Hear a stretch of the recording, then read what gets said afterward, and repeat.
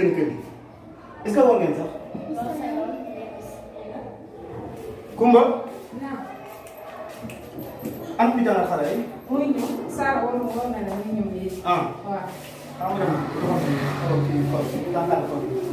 waaw baax na.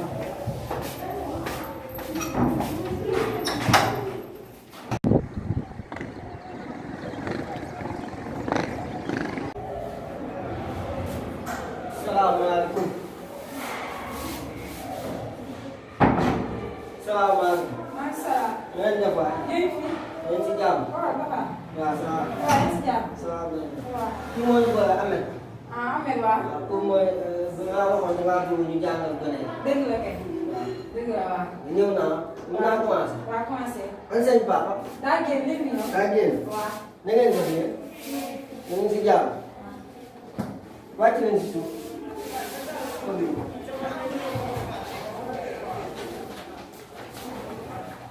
maa ngi Saalum maye ay vacances ngeen yéen ñëpp ngeen jaar foofu la ah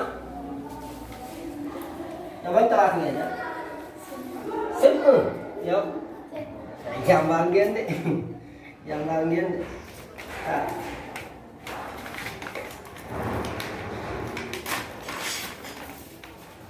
moo wax la dégg ngeen wax après dama ko fiy bàyyi dem ba suba dégg ngeen moo bind rek su ma ko waxee ngeen wax.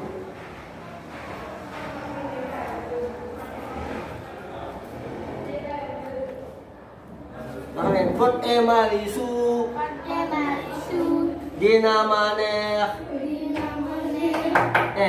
belum silakan pot emalisu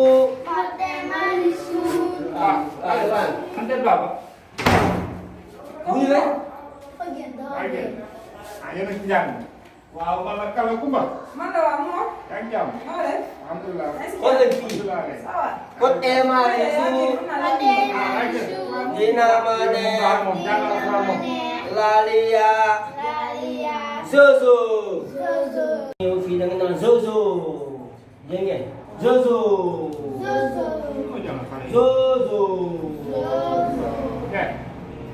Yow la jàng xale si koor la nekk yow ah si koor la nekk seetaan ñuy film.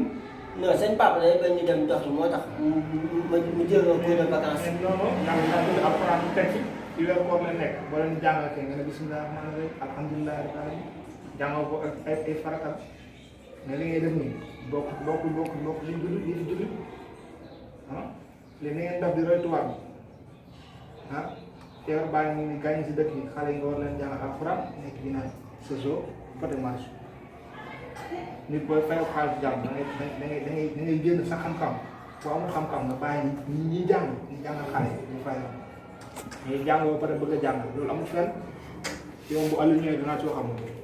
waaw yow soxna Koumba. waaw. man mii maa ngi ñëw tam man daal moom fépp tey ñëw ma daal. ah maa ngi ñëw tam tey. waaw waaw.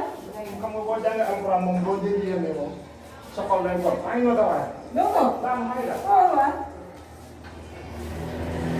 wax leen seytaane ñu Yàlla